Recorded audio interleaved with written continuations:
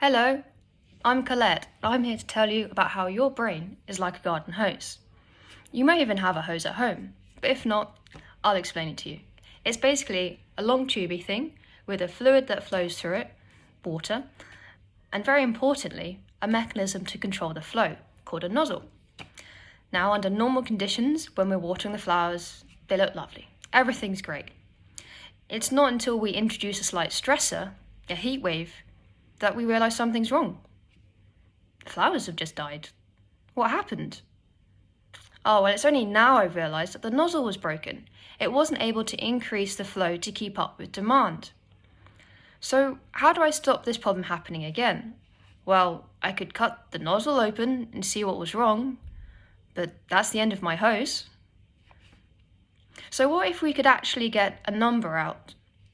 Something that would tell us the quality of the flow before it became such a big problem.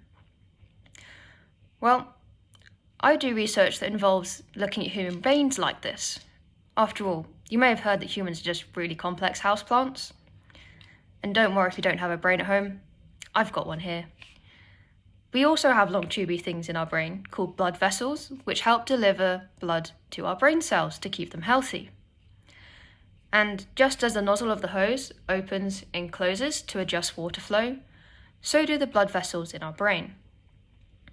And our brain can also struggle to keep up with demand in aging and disease.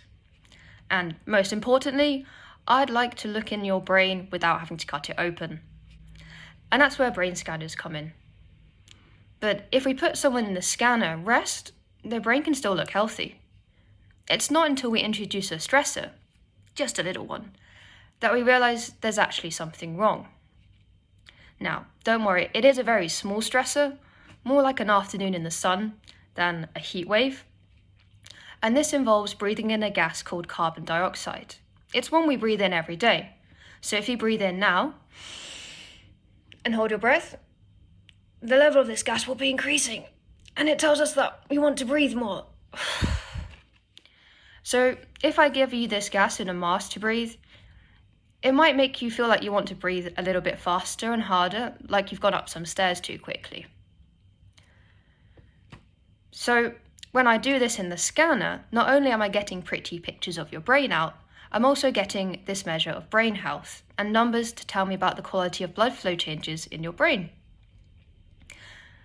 And I'm doing this research because we really want to know how to make these brain scanners better for doctors to diagnose patients. So think of that next time you're watering the flowers.